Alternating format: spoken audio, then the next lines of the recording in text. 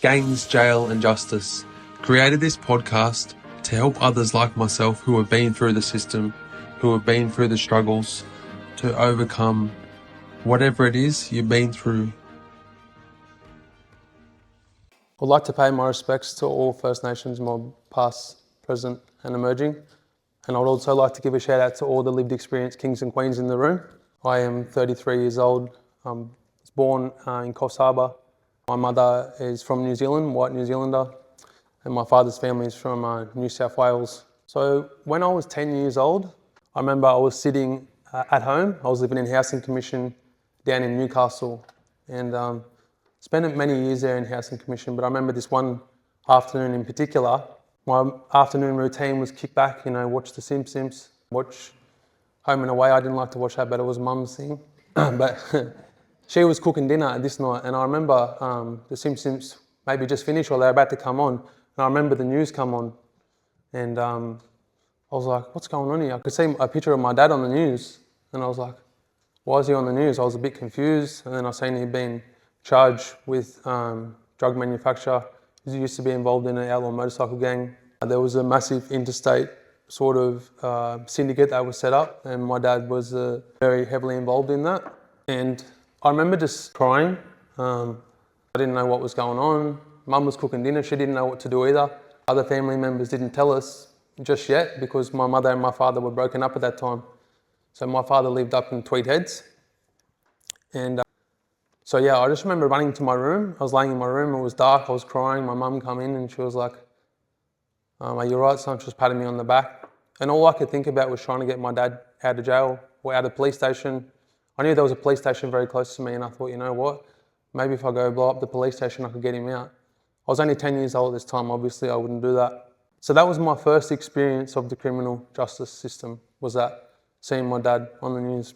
So I remember from the young ages of 10 years old, I was visiting jails. At the time when he first got locked up, I was living in Newcastle, and he got pinched, locked up in the Tweed Heads area, so which is just on the New South Wales side of the New South Wales-Queensland border. So a couple of years in, we moved up to Queensland because I was living in Housing Commission at the time, and my mum identified that. So we moved up to the Gold Coast to try and sort of get out of that life. So we used to have to fly down to Sydney, so my dad done all his jail in New South Wales jail, so Long Bay Correctional Centre, Men's Maximum Security Jail, Parklea, Kempsey, Glen Innes Correctional Centre. He done a lot of jail, so he done 16 and a half years straight in the New South Wales prison system. So we just had to fly down. It was very expensive. You obviously had to pay for tickets, pay for accommodation. I had a little brother and sister. So it was very hard and expensive. Taxing, tolling. It's a big thing when you go visit your loved one in jail, because when you walk in there, it's hard for a few reasons, but then when you leave, it's the hardest part of the prison visit. It's very emotional. I've sat on both sides of the fences, so when you walk away, you have to leave your dad there. At a young age, you don't even understand why he's sort of in trouble. It's not easy for young people to have to grow up. It sort of starts becoming normalised. I remember when you rock up to the prison visits too. So each prison has their own set of rules. So some of them times we'll fly down, some of them times we'll drive down. So you can only imagine two young kids, plus myself. I was young at the time too, but they were younger than me. Rocking up to prison visits, there's three of us at prison visits. Then there's a really small room that might only be the size of this, half of this stage. And there's 4 or 5 screws in there. There's everybody's family members. Everyone's filling out their forms, pulling out their IDs. There's sniffer dogs running over your private areas. There might be run-amok in the jails, but then the screws might not like them, so they'll pick on the family members who are rocking up to visits. So they'll pull them into rooms and interrogate them. You got drugs, sometimes strip search them. It definitely happens. People getting strip searched, and yeah, it's pretty disgusting. So from that young age, I had a bad taste in my mouth of screws. Inside of them jail visits too, like Dad started in the maximum security, but then he went down in security levels. So for the first 12 and a half years of his sentence, I couldn't see his skin. In New South Wales Correctional Centres and Victoria, I believe too. You'll come down in a onesie. So it's just basically you're zip tied up to the neck, you're zip tied at your hands, you're zip tied at your feet, so that drugs can't get brought in. They still get brought in, most of the time it's the screws. Many of the times it's the screws. But about 12 and a half years in, I got to finally see his skin. I didn't even know that he had tattoos. So it was a big thing for me to see my father's skin. I remember when he started coming down in security classifications, he would start being able to wear normal clothes, and the visits weren't so intense. So some of the visits, like the screws, like there'd be like a little small table, about 4 people, prisoner has to sit in orange seat, family members sit in the other seats. And they'll literally look over your shoulders and make sure that you weren't passing drugs, or you couldn't even touch. Like you'd get like one kiss at the start of your visit, one kiss at the end for your loved one, like your missus or whatever, or even just one cuddle for the kids. Obviously, young kids are running amok in the visits, being noisy and just doing their thing. Like sometimes there might be a little playpen area set up where the kids could go and sit. So I remember when he got to low security jail, he got out from Glen Innes Correctional Centre.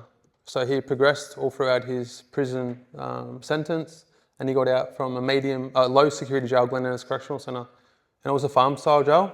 So it was actually, I don't like jails, I'm not trying to pump this jail up, but it was nice for visits. There was kangaroos, there was a playpen on the outside, like it's open air. So before all these other jail visits I was talking about, you're in a cage. I should have really mentioned that.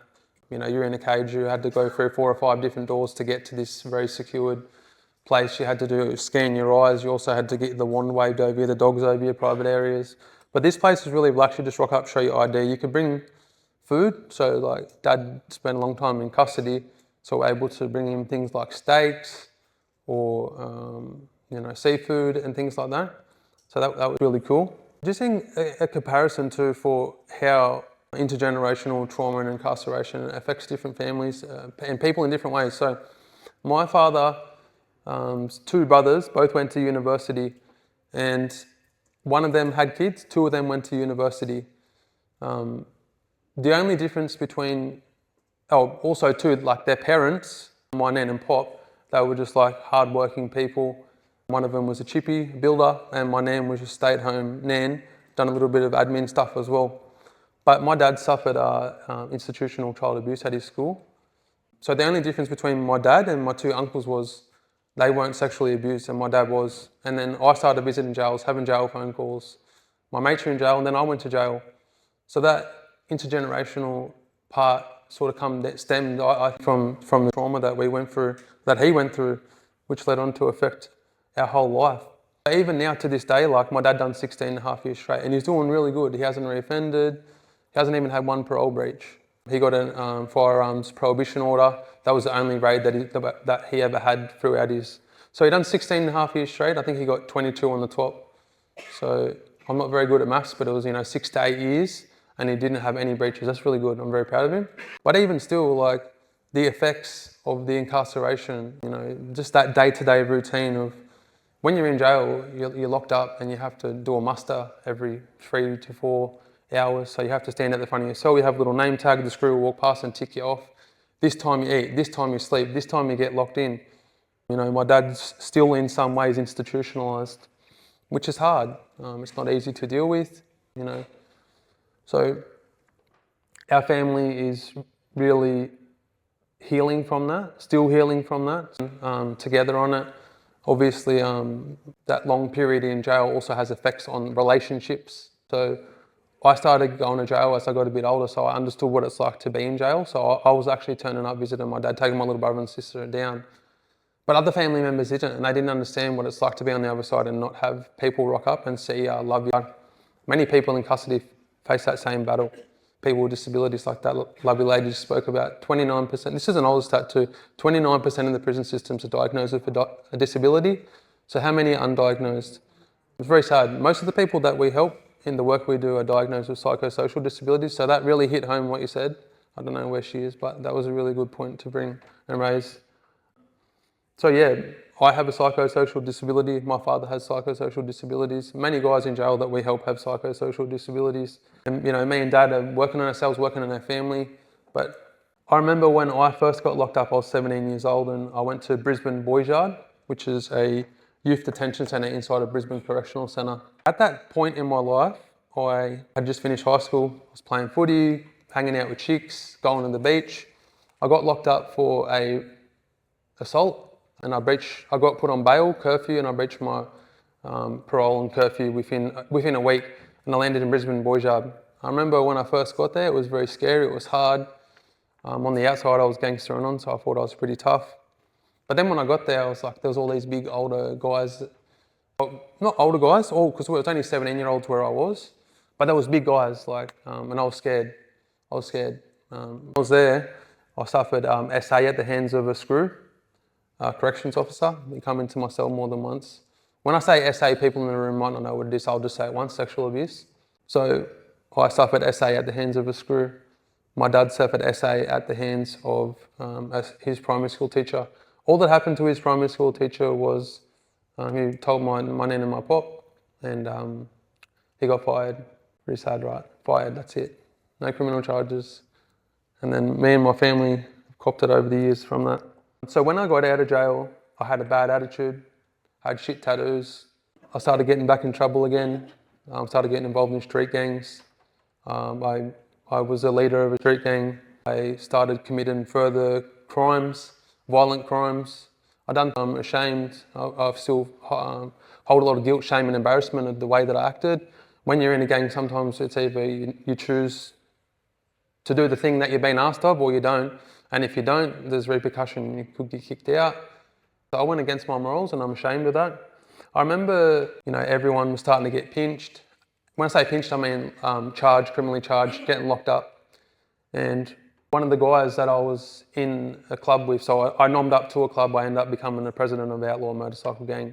And I remember I rocked up to Beanley Courthouse, and he got an 8-year top, a 4-year bottom, and I was like, brother, I love ya, I'll see ya soon, I don't know when.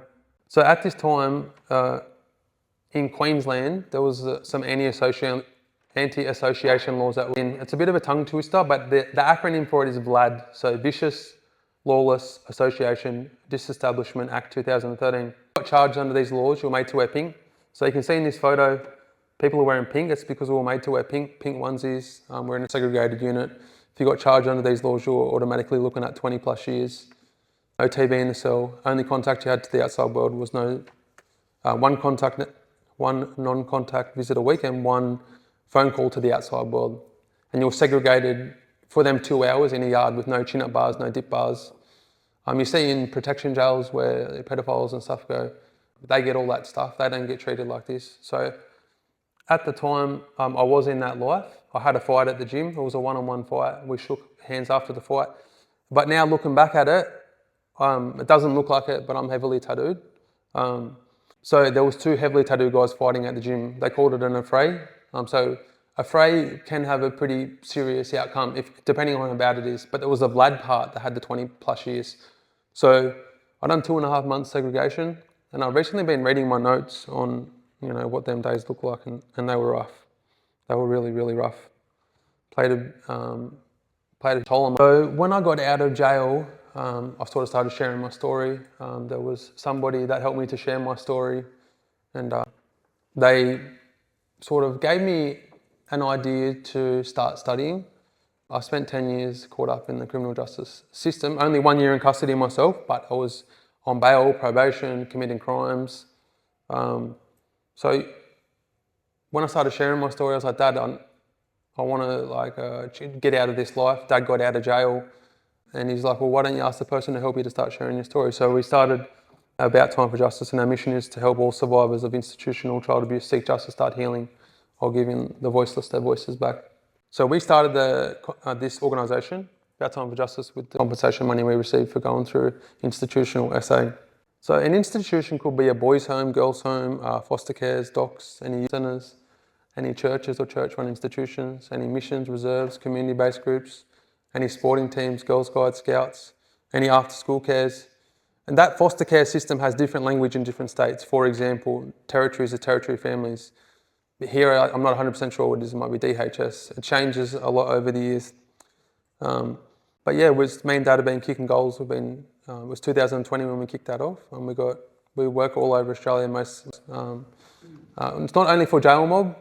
Institutions don't discriminate, so it's anyone who is affected as a child under the age of 18. So how our families overcome our intergenerational trauma and incarceration. Keeping on top of that mental health was a really big thing, really, really big thing. I'm a mental health practitioner twice a month. I have debriefs with my dad and other, work colleagues, associates, friends, family, making healthier choices. Back when I was in that life, I was drinking, partying 3 or 4 days straight. So I'm not doing that anymore, which is really helpful. Training a lot. I'm running my 3rd Gold Coast Marathon this year. Looking to go for a personal best. Me and my little brother are doing it together, which is pretty cool.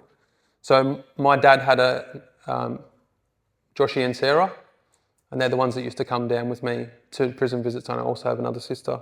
Working in progress, for this intergenerational stuff as well. Every single day I'm working on myself. I actually done a men's healing circle at in Shepparton on Yorta Yorta only a few days ago, and to be honest, it triggered the fuck out of me. Like, it was really hard. When I think I'm having a bad day, and then I heard the other fellas' stories, what they're going through, I was like, wow. Sometimes I need to think, what other people are going through. Although we listen to a lot of sad stories every day, for me, I'm still working on myself. I still get triggered. Things are hard to talk about. So we stand with First Nations community. 50 to 60% of the survivors that we help are First Nations. I remember when I was 17 years old, I was at Brisbane Boys Yard and I suffered that SA. There was a young brother, Murray Mob, and we both went to jail. He went to jail before me, so we got transferred to Arthur Correctional Centre. And I seen him. He wasn't like a real close brother boy, but I seen him. I knew him. We talked. I seen him walking through the jail. I was like, hey, how you going, bros? Like, I'll catch up with you on the Oval. I didn't get to catch up with him on the Oval because, unfortunately, he had a shit shot and he died. So condolences to him and his family. So when I first started doing this work also too, I went to a community, and in the community, it's a weird name, perpetrator, welfare officer. He was above the law. They called him Cockburn. I don't want to say which community he's in because I don't want to bring shame to the community, but he was above the law, and what he used to do was monitor if kids were going to school. In this community, there was a riverbank there, so the kids would wag, not go to school. I don't blame them. But yeah, he would literally walk into the house where the parents were, and he would just pump them, start skull dragging them out, punch them up, punch the kids up. And dad, they couldn't do anything, otherwise I'd get arrested. Anyway, so if this kept happening, he was physical abuse, SA as well. But he would also put them on the train and send them into a boys' home, which was local to there. And when them young kids get involved with city kids or other people from the system, even for myself when I was there, they taught me things that I didn't know. So they start using, start getting out and committing other crimes. And some of these kids still, from then, are still sitting in jail because of this Cockburn welfare officer. He's created that stolen generation. So I've got some pretty cool photos here. This photo, right here was given to me from one of the brothers from Shepparton. He'd actually done the program that you fellas talked about, the First Nations run corrections program. I can't pronounce it, but yeah. Now. Yeah, he's doing really, really good from that. He said that changed his whole life. He was put in with a couple of the older boys from jail, so I must give you props for that. Yeah, that's a good program. He's changed his whole life. He done a painting for like some famous ladies in 18 countries. His paintings are. Another brother boy there, Jarvis, he's doing really good too from the system down here. They gave me a smoking ceremony. It was deadly. I don't have much time left, so I might have to skip this, but. Does anyone have social media? Anyone? Just gonna pull your phone out. You can scan this QR code, and if you want to have a yarn at a further stage or reach out, there are no silly questions. Come up and speak to me afterwards. General Manager Sonia is here as well, so if you want to reach out to her about this, that's awesome. So we also run a respite, NDIS business as well, supporting survivors of institutional abuse and criminal justice affected. So yeah, that stat that you said earlier about there's not much recognition for people with disabilities or things talked about. I've looked heavily into it, and you're right. Most survivors are diagnosed with a psychosocial disability, but then also have other ones, ABIs, physical disabilities, because they run amok on the drugs, trying to block out through self-medicating. So yeah, we're sort of providing the support for them to heal, and then also through NDIS we offer support coordination and we do support work. So also got a podcast I've started recently and YouTube channel. So if you listen to that type of stuff, I'm more than happy for you to follow along. And as I said, no silly questions at our organisation if you want to reach out. We've got a big connection with community, with the work that we do all over Australia. So any questions? No silly questions. Hi Jacob, thank you for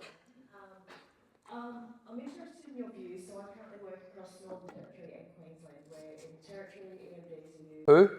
Oh, jewelry.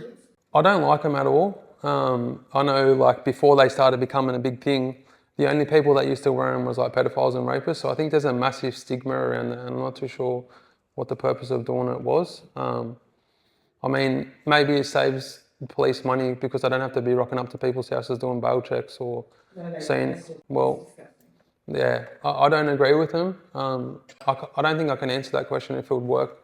I don't want to see kids in jail. I think there's many steps that you need to take before kids go to jail.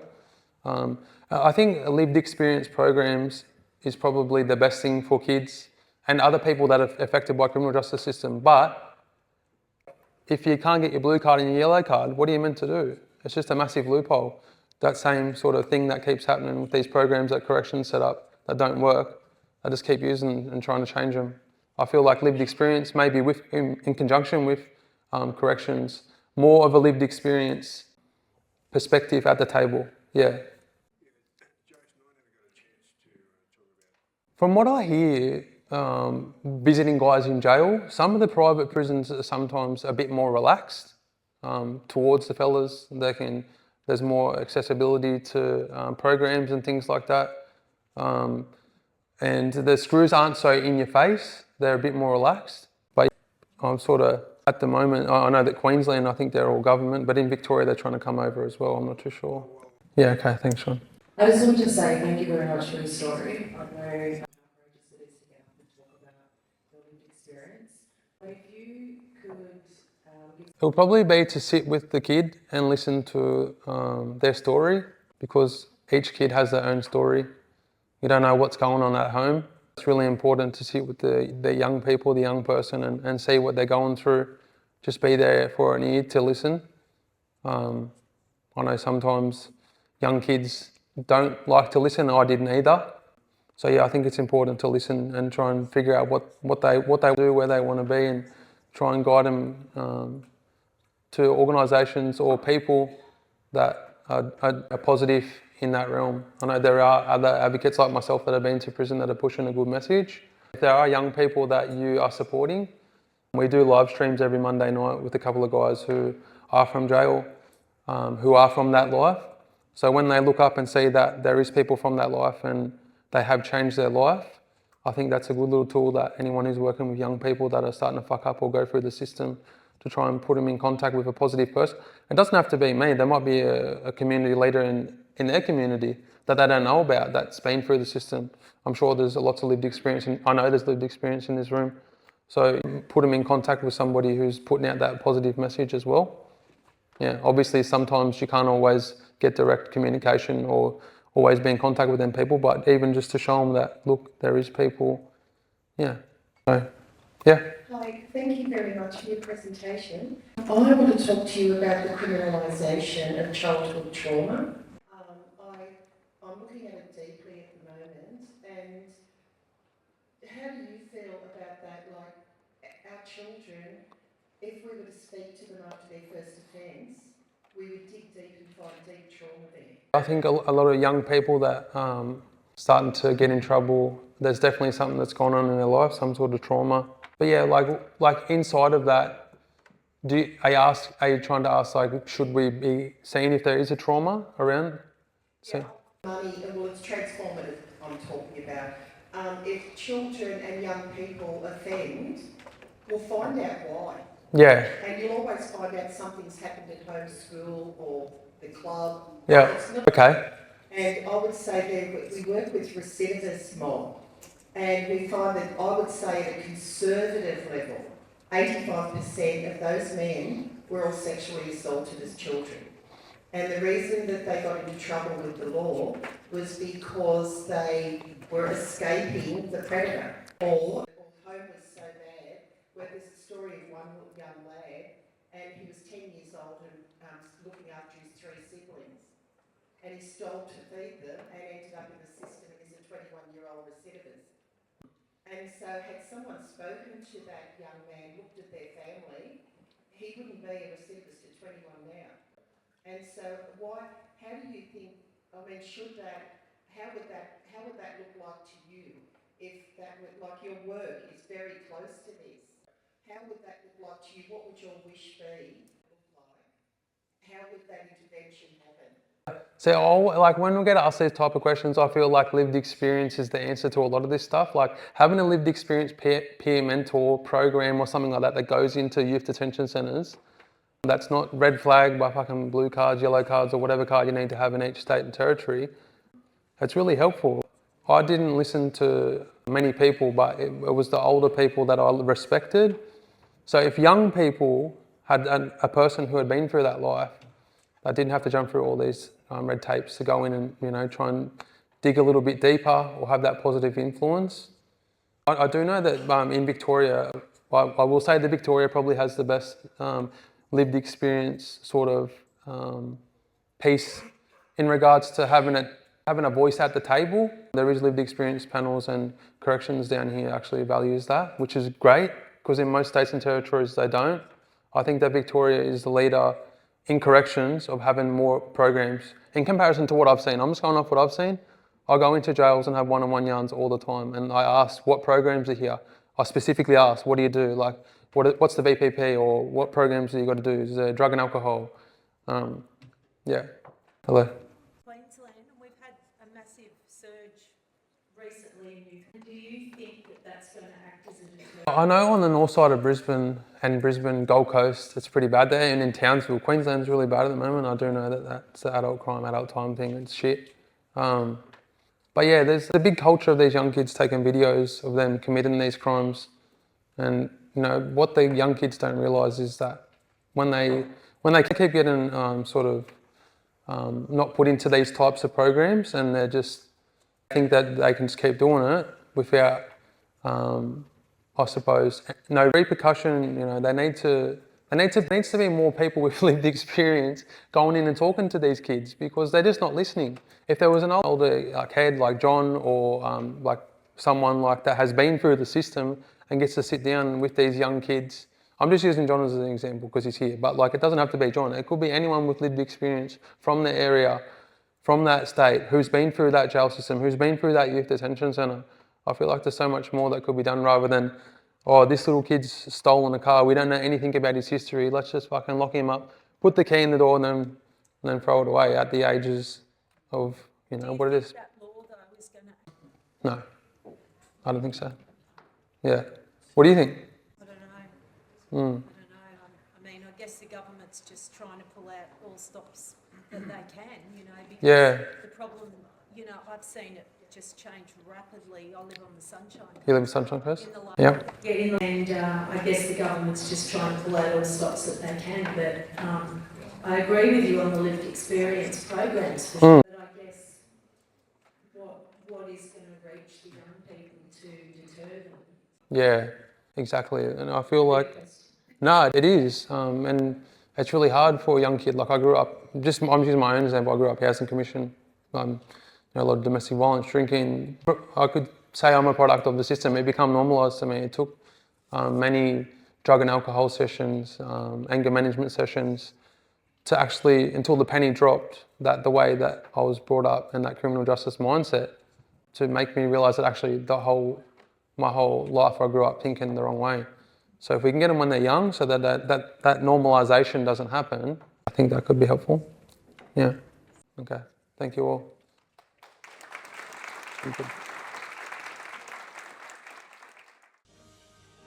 Thank you for tuning in. If you would like to follow along with what we do, you will be able to find all of our social media platforms in the show notes. We do ask that you could do us one solid. If you gained any knowledge from this or provided any value, we don't charge a fee for this, but if you could just share it with one person, that would be awesome. Let's go.